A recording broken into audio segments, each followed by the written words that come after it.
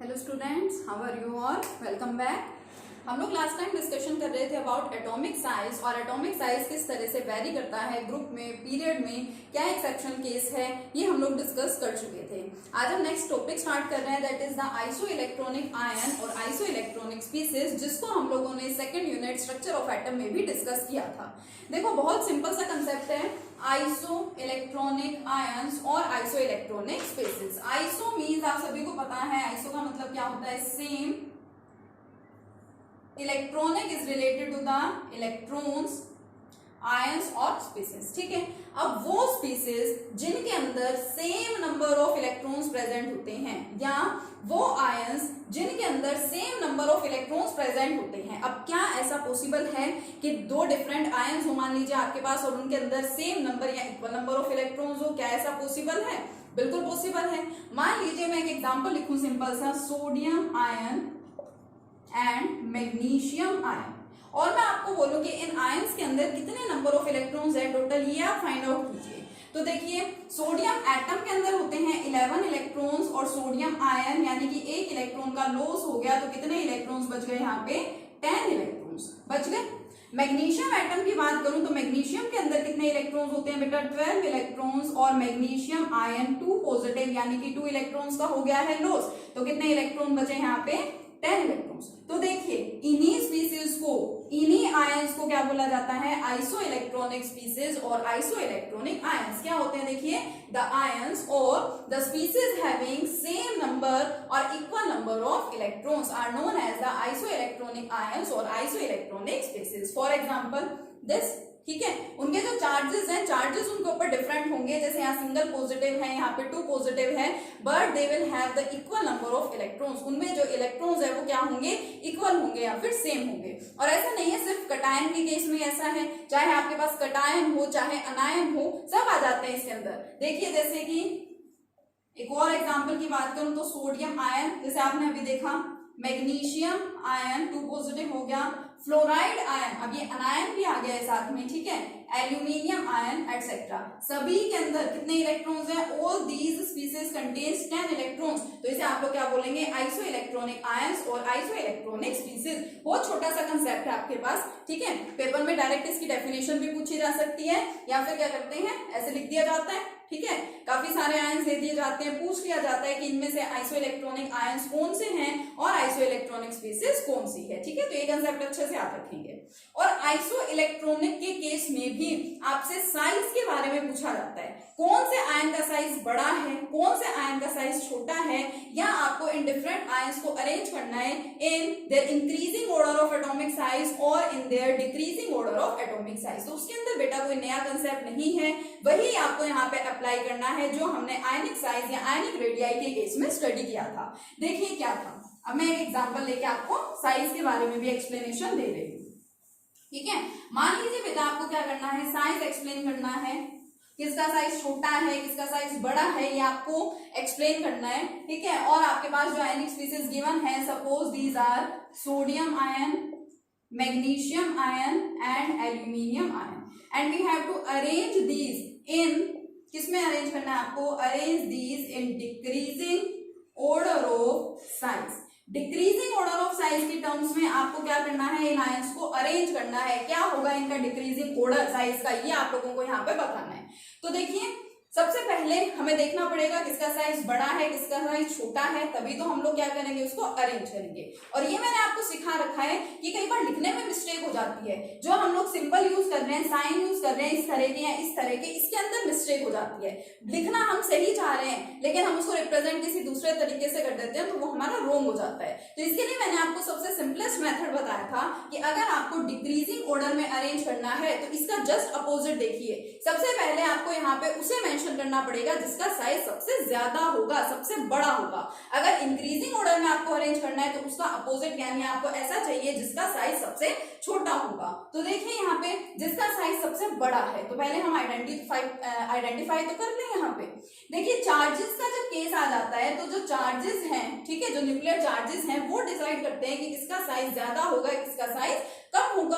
अब देखो ये सभी क्या है, वैसे तो सोडियम, मैग्नीशियम, एल्यूमिनियम एक पीरियड के अंदर प्रेजेंट होते हैं, लेकिन फिर भी देखिए उस पीरियड में यहाँ पे है हमारे पास में 3 पॉजिटिव चार्ज, यहाँ पे 2 पॉजिटिव, यहाँ पे सिंगल पॉजिटिव चार्ज। पॉजिटिव और नेगेटिव चार्जेस के अंदर अट्रैक्शन तो होनी ही है, लेकिन जितना ज्यादा पॉजिटिव चार्ज होता है यू नो वेरी वेल उतनी ही ज्यादा क्या होती है, अट्रैक्शन होती है। यानी इस केस में अट्रैक्शन सबसे ज्यादा होगी। और मैं आपको बार बार इस चीज को एक्सप्लेन करती हूँ कि अट्रैक्शन का मतलब क्या है, डिक्रीज इन साइज। जहां पे भी हुई अट्रैक्शन उसका मतलब साइज क्या हो जाएगा, डिक्रीज हो जाएगा।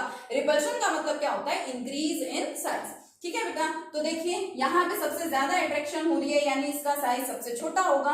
यहाँ पे सबसे कम पॉजिटिव चार्ज प्रेजेंट है, यानी सबसे कम अट्रैक्शन यहाँ पे हो रही है। सबसे कम अट्रैक्शन का मतलब ज्यादा साइज इसी का होगा। तो सबसे पहले हमें इसको लिखना पड़ेगा Na पॉजिटिव, उसके बाद किसका होगा, मैग्नीशियम आयन, उसके बाद किसका होगा, एल्यूमिनियम आयन। अब ये सिंबल लगाने में कोई प्रॉब्लम ही नहीं है, अगर आपने इसको एक बार ऐसे लिख दिया है तो सिंपल सा हमें पता चल रहा है। इन दोनों को रिलेट करो एक दूसरे से। सोडियम आयन का साइज मैग्नीशियम आयन से बड़ा है, it's size is greater than magnesium ion, तो ये वाला सिंबल लग जाएगा। तो इस तरह से आपने इसको क्या किया, अरेंज कर दिया। कौन सी है ये अरेंजमेंट, द डिक्रीजिंग ऑर्डर। ये क्या है, डिक्रीजिंग ऑर्डर है। तो इसी तरह से आप लोग क्या कर सकते हैं बेटा, इनको अच्छे से अरेंज कर सकते हैं।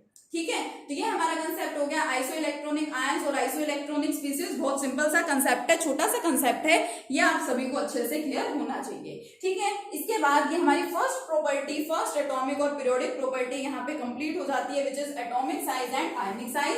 इसके अंदर हम लोगों ने क्या क्या पढ़ा है, हमने एटॉमिक साइज पढ़ा है, हमने टाइप्स ऑफ एटॉमिक साइजेस पढ़े हैं कि कितने टाइप के एटॉमिक साइजेस होते हैं। हम लोगों ने यहाँ पे आयनिक साइज को डिस्कस किया कि आयनिक साइज क्या है।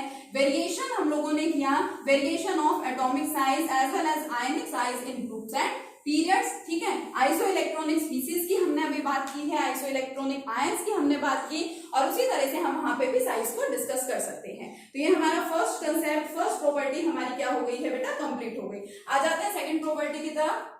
Second property is also very important and it is known as the ionization enthalpy. And enthalpy का मतलब क्या होता है बेटा, एनर्जी। आयोनाइजेशन एंथैल्पी और आयोनाइजेशन एनर्जी, इसके नाम से कुछ पता चल रहा है क्या, आयोनाइजेशन, आयन है इसके अंदर। यानी आप सभी को पता है एटम से आयन बनाना इजी है। इजी है इन द सेंस कि एटम से आयन्स बन जाते हैं। जो एटम है वो इलेक्ट्रॉन का गेन करके अनायन भी बना सकता है, और जो एटम है वो इलेक्ट्रॉन का लॉस करके कटायन भी बना सकता है। अब मान लीजिए आप एक एटम को कटायन में कन्वर्ट करना चाह रहे हैं, मैं आपको कहूं कि ये एटम है, इसको आयन में कन्वर्ट करो, तो क्या ऐसा होगा कि आप इसको यहाँ पे रख दीजिए, ठीक है, या आपने एटम यहाँ पे रख दिया और क्या हुआ, अपने आप ही ये आयन के अंदर कन्वर्ट हो गया? नहीं, ऐसा नहीं होता। इसके लिए आपको यहाँ पे कुछ ना कुछ एनर्जी प्रोवाइड करनी पड़ती है। और एटम में से अगर आपको इलेक्ट्रॉन का रिमूवल करवाना है, रिमूवल के लिए मैं बोल रही हूँ, एटम में से अगर आपको इलेक्ट्रॉन का रिमूवल करवाना है और उस एटम को आयन में कन्वर्ट करवाना है, पॉजिटिवली चार्ज आयन में, तो उसके लिए आपको जितनी एनर्जी उसे देनी पड़ेगी, that energy is known as the ionization enthalpy और आयनाइजेशन एनर्जी। क्या होती है बेटा ये एनर्जी, देखिए, it is the minimum amount of energy, वो कम से कम energy, it is the minimum amount of energy which is required, it is the minimum amount of energy which is required to convert an isolated, अगर छोटी छोटी terms यहाँ पे लिख रही हूँ उसका मीनिंग समझना अच्छे से, which is required to convert an isolated gaseous atom into its ion।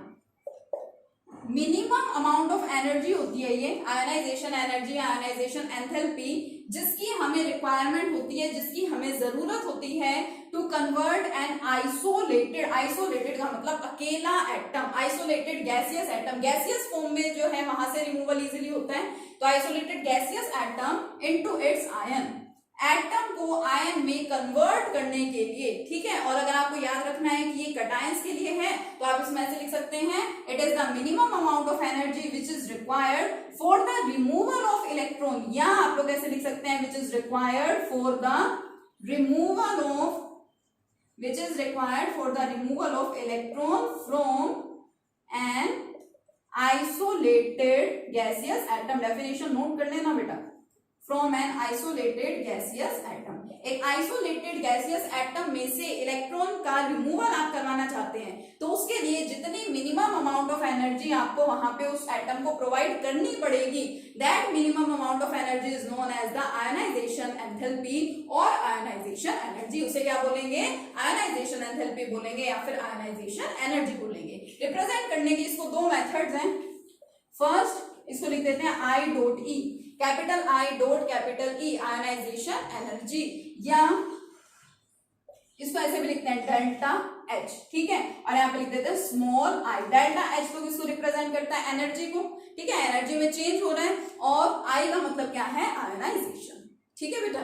तो देखिए ये हो गया आपकी आयनाइजेशन एनर्जी और आयनाइजेशन एंथैल्पी जिसको बोलते हैं। इसके अलावा आयनाइजेशन एनर्जी का एक और नाम भी होता है, ionisation energy is also known as, इसके अलावा हम लोग आयनाइजेशन एनर्जी को और क्या बोलते हैं बेटा? Ionisation energy is also known as ionisation potential. इस आयनाइजेशन एनर्जी को या आयनाइजेशन एंथैल्पी को हम लोग आयनाइजेशन पोटेंशियल भी बोलते हैं। क्या रीजन है इसका?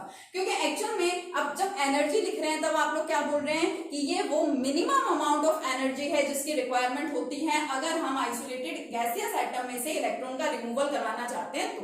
इसी तरह से ये क्या है? ये मिनिमम पोटेंशियल है, ठीक है। वो मिनिमम पोटेंशियल, वो कम से कम पोटेंशियल जो आपको प्रोवाइड करना पड़ता है for the removal of the electron. That's why ionization energy is also known as the ionization potential। इसी वजह से हम लोग आयनाइजेशन एंथैल्पी को और क्या बोलते हैं? आयनाइजेशन पोटेंशियल भी बोलते हैं। अब एक टर्म को आपने डिफाइन कर लिया, उसके बाद नेक्स्ट पॉइंट क्या आ जाता है? उसकी यूनिट। आयनाइजेशन एंथैल्पी की भी कुछ यूनिट होती हैं। जनरली आयनाइजेशन एंथैल्पी की 3 यूनिट्स होती हैं।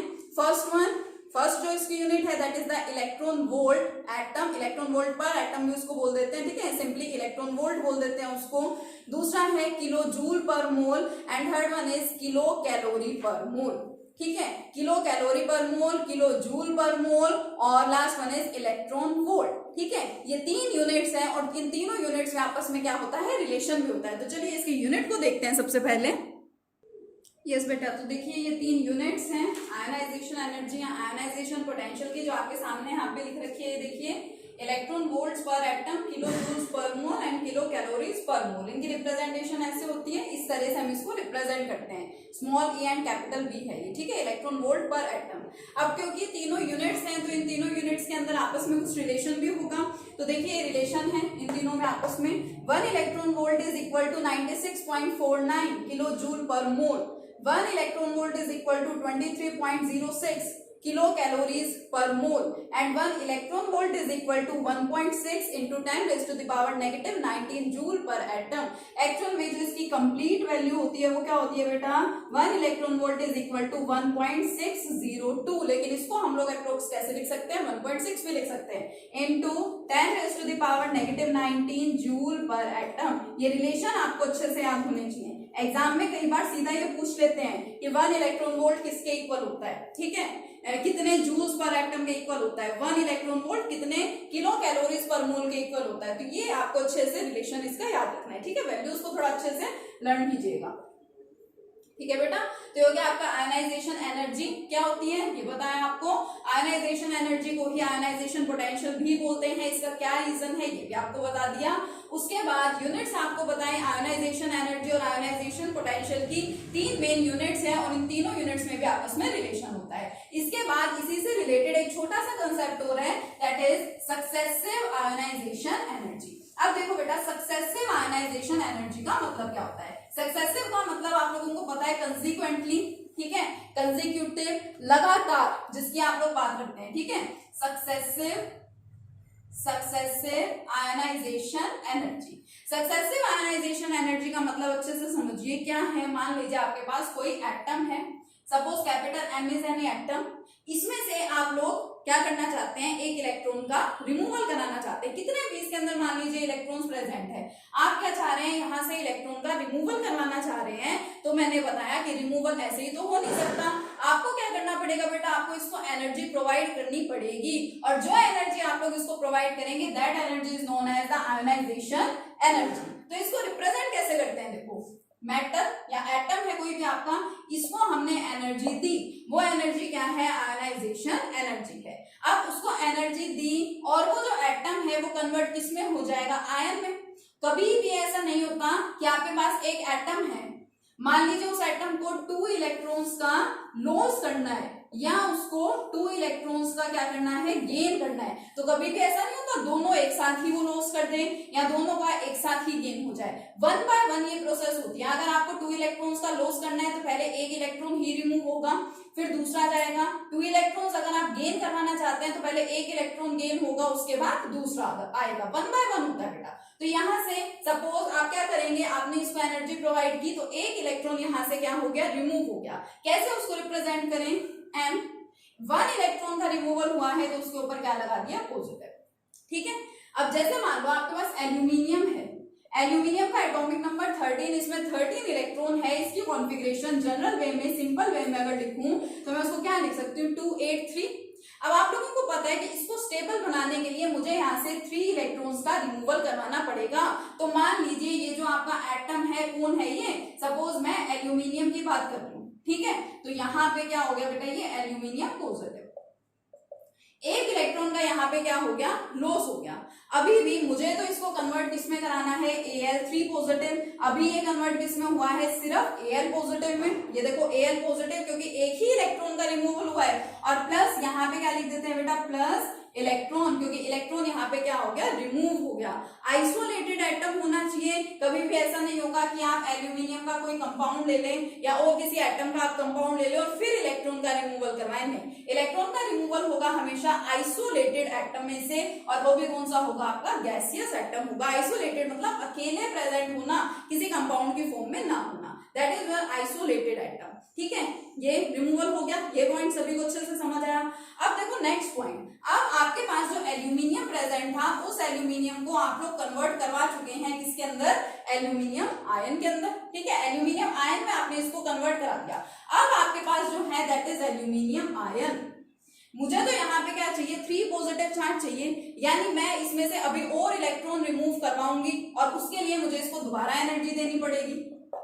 दोबारा से मैंने एनर्जी दी इसको, which is known as the ionization energy.